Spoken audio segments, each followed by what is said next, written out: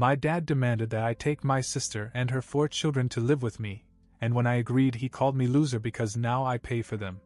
He stopped laughing when my dad called that night. I wasn't expecting anything out of the ordinary.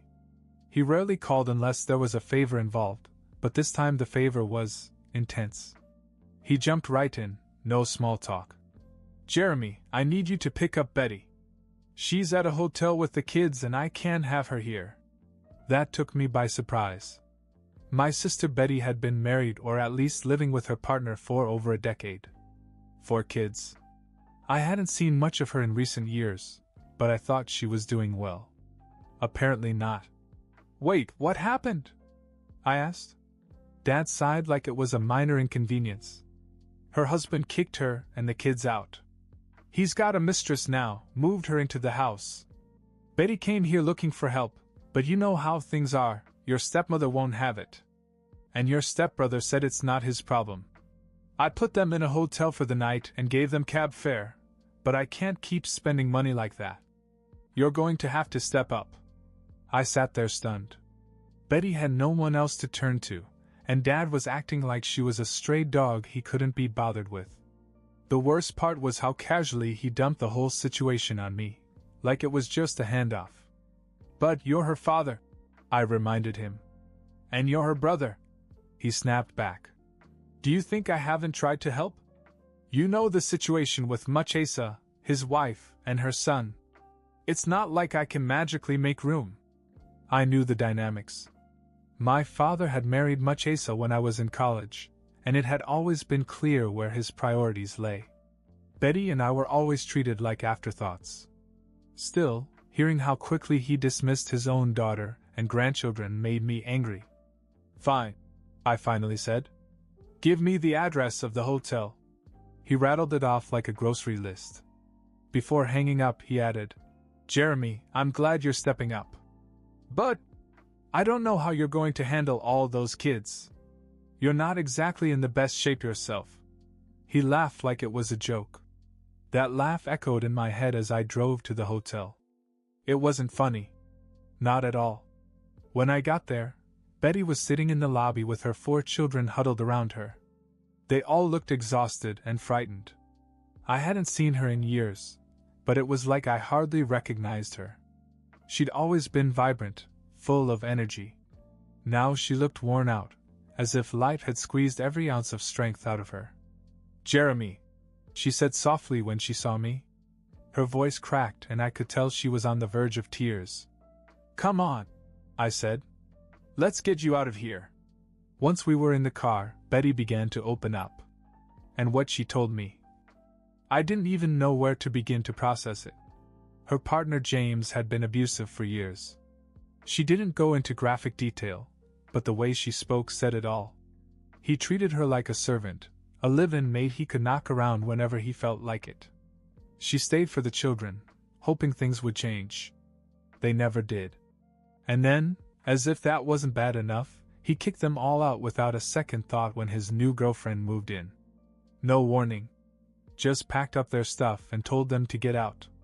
The kids hadn't eaten much all day. I stopped by a 24-hour grocery store, stocked up on food, and then took them to my apartment. It wasn't huge, but it would do for now. I told Betty we'd figure something out. She seemed relieved, but also hesitant, as if she didn't want to be a burden. "I appreciate this, Jeremy," she said as I unpacked the groceries. "I know you have your own problems." "Betty, you're my sister," I cut her off. "We'll figure it out. One step at a time." But deep down I was already thinking about how temporary this arrangement had to be. I'd planned to move to a smaller, cheaper place in another state soon. This threw a wrench in the works. Still, I didn't want to abandon my sister like Dad had. Little did I know that was just the beginning. The first few days were chaotic, but we made it work. The kids were understandably nervous. They didn't know if this was just another temporary stop. I did my best to reassure them, even though inside I had no idea what the long-term plan was. Then, on the 3rd day, Dad showed up. He didn't call first. He just rang my doorbell like he owned the place. I opened the door to see him and Machesa standing there, all smiles, like this was some kind of family reunion. "Jeremy! We thought we'd come by to check on you," Dad said. "Why didn't you call first?" I asked, already irritated. "Oh, relax. We're family," he said, brushing past me and into the apartment. Machesa followed, her eyes immediately darting around as if she was sizing up the place. Betty froze when she saw her. The children instinctively huddled around her. I could tell by the tension in the room that this wasn't going to go well. "Hey, Betty!" Dad greeted her, acting like everything was normal. "How's it going? Getting settled in?" Betty mumbled something under her breath, but Dad didn't seem to care. He was already looking around, inspecting my apartment, as if to judge how well I was handling his burden. "This place isn't bad, Jeremy," he said, nodding. "Not bad at all. But man, you really went for it, huh? I mean, raising someone else's kids when you don't even have your own yet?" I stared at him, not sure if I heard him right. "Excuse me?" I said, my voice low. "You know what I mean," he continued, chuckling. "It's just funny, you know? You're 35, no wife, no kids, but hey, you got Betty's bunch now. It's like a trial run or something." Machesa laughed, and my jaw clenched. I looked over at Betty. Her face was pale, her eyes wide with embarrassment. "Dad, if you're just here to make jokes, you can go," I said, trying to keep my cool. "Relax. Don't be so sensitive. We're just having a little fun." But he wasn't done. He kept going, making little jabs about how I was finally learning responsibility by taking on Betty's kids. I tried to ignore it, but when he called me a loser for life, something inside me snapped. "That's enough," I said sharply. "Get out. Both of you." Dad blinked, surprised. "Jeremy, come on. We're just kidding around. Get out." I stepped closer, and he finally got the message. "You're seriously kicking us out? Over a few jokes?" "Yes," I said. "Now." Dad huffed, but started for the door, muttering under his breath. Machesa gave me a look, but said nothing. As they left, Dad threw a final parting shot over his shoulder. "You'll regret this, Jeremy. You think you can be a hero? Let's see how long you can hold out." I slammed the door, angry. Betty looked at me, her eyes glistening with tears. "I'm sorry," she whispered. "This is my fault." "No, it's not," I said firmly. "You were out of line." But the truth was, Dad's words stuck with me. I wasn't exactly in a good place myself. I'd lost my job last year and was still trying to get back on my feet. The last thing I needed was him poking at every insecurity I had. Then came the twist I didn't see coming. 2 days after I kicked her out, I got a call from a real estate agent. "Hi, Mr. Green," the agent said. "I wanted to confirm the details of the property sale. The buyer's deposit has been processed, and we're ready to close." I frowned. "What property sale?" "The house on Birchwood Drive. Your father's residence." I blinked in shock. The house was still legally in my name. My mother had transferred ownership to me before she died, knowing how complicated things could get with Dad and his new wife. I hadn't thought about it in years. "Wait," I said, trying to piece it together. "You're saying the house is already sold?" "Yes, sir. We just need your final signature." I hung up and sat there stunned. Dad had never realized the house wasn't legally his. And now, with a single signature, I could end it all for him and Machesa. The irony wasn't lost on me. He'd laughed at me for taking care of Betty, called me a failure, and now I had the power to turn his world upside down. I wasn't going to hesitate. The next morning I went to the real estate office and signed the papers. The house sold for $250,000 less than it was worth, but I didn't care. I wanted her out. When everything was done, I drove over to Dad's house. When he opened the door, he looked confused to see me there. "Jeremy? What's going on?" "I sold the house," I said bluntly. "You have 1 week to pack and leave." His face went pale. What the hell are you talking about? You heard me. The house was never yours, Dad. Mom left it to me. And now it's sold. He stammered. You can't do that. We have nowhere to go. That's not my problem. You made yours very clear the last time you were in my apartment. So now you get to work things out, just like you told Betty. Marchesa stormed into the room and demanded to know what was going on. I didn't let her get a word in. If either of you continue to push, I said coldly, I will call the cops. They stood there, stunned into silence. I turned and walked away, feeling a strange mixture of satisfaction and exhaustion. Dad had tried to make me feel powerless, but the tide had turned. And now it was time to focus on helping Betty build a new life far away from all of this. It wasn't long before Dad started blowing up my phone. I received a series of texts full of insults and guilt. At first it was the usual. How could you do this to your own family?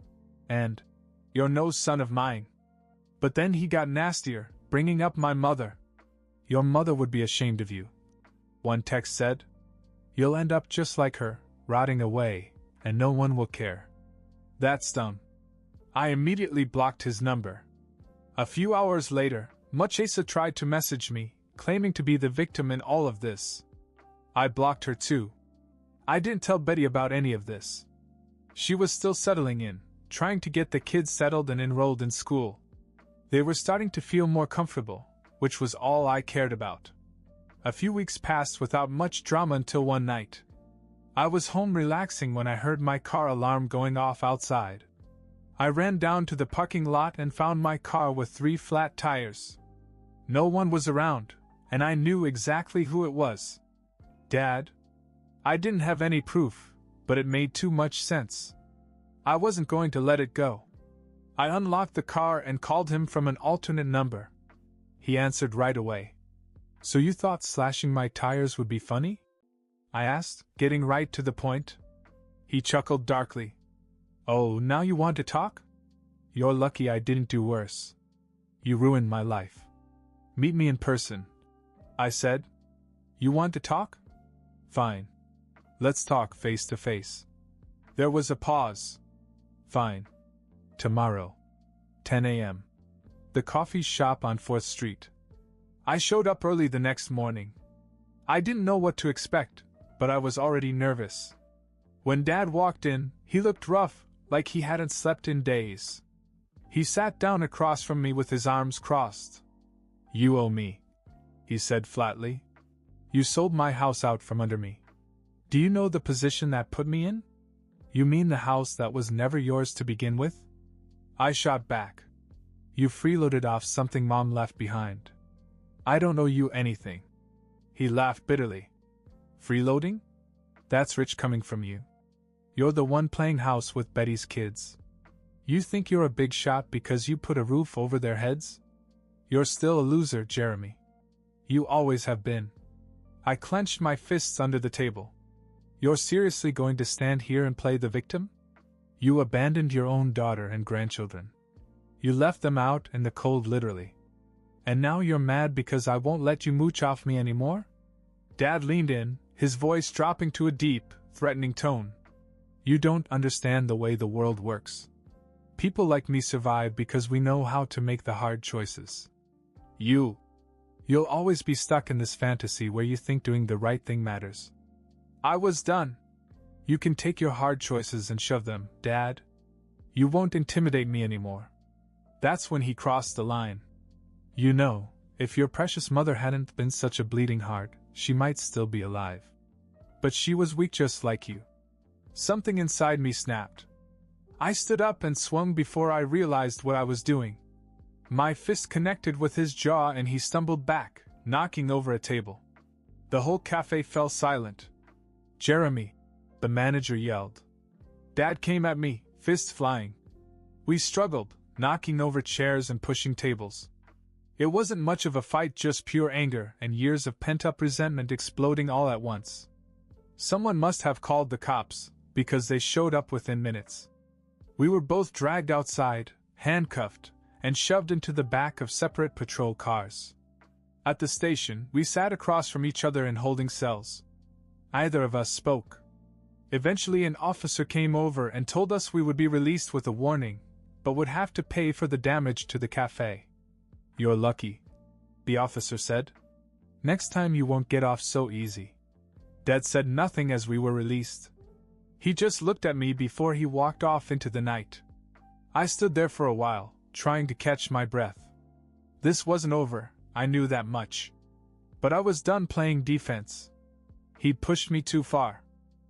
After the fight at the cafe, I knew I had to leave town. Dad wasn't going to stop causing problems, and frankly, I was done being around him and his toxic nonsense. It didn't take me long to make up my mind. I packed my bags, gave notice to my landlord, and within a few days I was on my way to the same city Betty and the kids had moved to. Betty was thrilled when I told her. "You should just stay with us," she offered, sounding hopeful. "The kids would love it, and there's plenty of room now that we're settled in." I appreciated the offer, but I knew myself. As much as I loved my sister and her children, I needed my own space. I had always been a loner, and I didn't want to impose. So I found a decent apartment a few blocks from her place. It wasn't fancy, but it was quiet, and I could afford it. Once I had unpacked my things and settled in, I went over to Betty's place to check on her and the kids. She seemed in good spirits when she opened the door, but I could tell that something was bothering her. After the kids ran off to play, she finally let it out. "Dad's been texting me," she said with a sigh. "It's always the same crap, guilt trips and insults. He keeps saying I should crawl back to him because I'm ungrateful and selfish. And then much Asa, she's worse. She keeps sending me these long messages full of curses, telling me that I'm ruining her life." I shook my head. "Unbelievable. Did you block her?" "I did. Then they started using different numbers." She gave a weary laugh. "It's like they can't handle the fact that I'm no longer under their control." I could feel the anger bubbling up again, but I forced myself to stay calm. Betty didn't need any more stress. "Ignore them," I said. "They'll get bored eventually. Let them wallow in their own misery." She nodded, but I could tell it was still weighing on her. Then she hesitated before bringing up something else. "James, my ex, found me on Instagram." I blinked. "What?" "Yeah," she said, shaking her head. "I posted a picture of the new place, nothing big. Just something about starting over. He saw it and started messaging me. He's acting like he wants to make things right. Says he's ready to come back and be a family again." I felt my jaw tighten. This was the same guy who had thrown her and the kids out like garbage, and now he thought he could just waltz back into their lives. "What did you tell him?" "I told him to get lost," Betty said without hesitation. "I don't want anything to do with him. And the kids, they don't care about him either. He never spent any real time with them. They barely remember what it was like when he was around." "Good," I said. "The last thing you need is for him to screw things up again." We changed the subject and spent the rest of the visit catching up. The kids seemed more relaxed now, and it was great to see them smiling and laughing like kids should. At one point, all four of them came up to me as we sat in the living room. "Uncle Jeremy," the oldest Ava said shyly. "We just wanted to say, thank you. For everything." The others echoed her. "Thank you, Uncle Jeremy."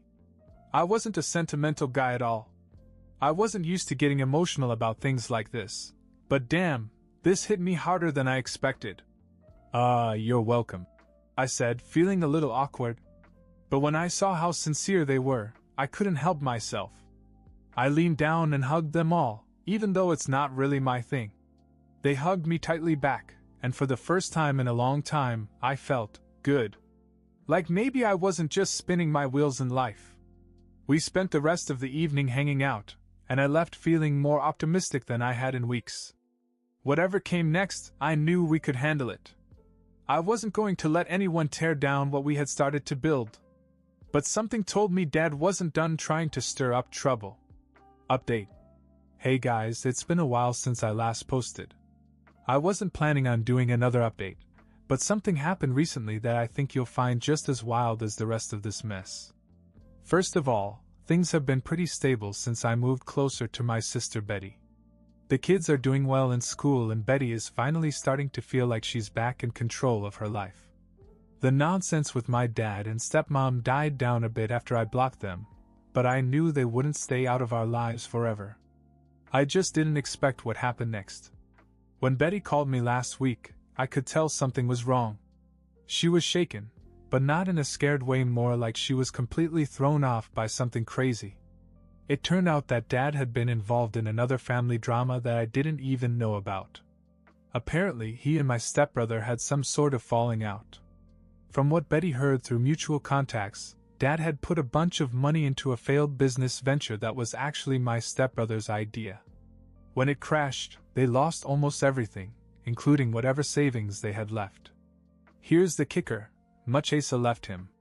She took what little money she had and moved in with her son. Dad was left with nothing and no one. I wouldn't have known any of this if Dad hadn't shown up at my apartment. Yes. Out of nowhere. I almost slammed the door in his face, but I didn't. Part of me wanted to hear what he had to say. He looked defeated. Gone was the arrogance and superiority he always carried with him. He even apologized, which, if you've been following my story, you'll understand how crazy that is. My dad apologized? He said he'd been wrong about a lot of things, that he regretted how he treated Betty and me, and that he realized he destroyed his own life by the choices he'd made. It was strange. I didn't trust him, not completely. But I could tell he meant it. He asked if we could talk sometime, just talk. I told him I'd think about it, and closed the door. Since then, I've gone back and forth about what to do. On the one hand, this guy has put us through hell. On the other hand, he's at rock bottom, and maybe this is his chance to finally change. I don't know if I want to open that door again, but I haven't made a decision yet. I've talked to Betty about it, and she's as torn as I am. She's not in a rush to forgive him, but she also believes that people deserve a second chance if they earn it. For now, I'm keeping my distance. I won't let him back into our lives until he proves he's serious about being better. If he wants to change, he'll have to show it over time. As for the rest of us, things are going well. Betty and the kids are thriving, and I feel like I've finally found some peace. Life is far from perfect, but for the first time in years, it's going in the right direction. Thanks for reading and for all the support you've given me on this wild ride. I'll update again if there are any more twists and turns, but let's hope the drama is finally over.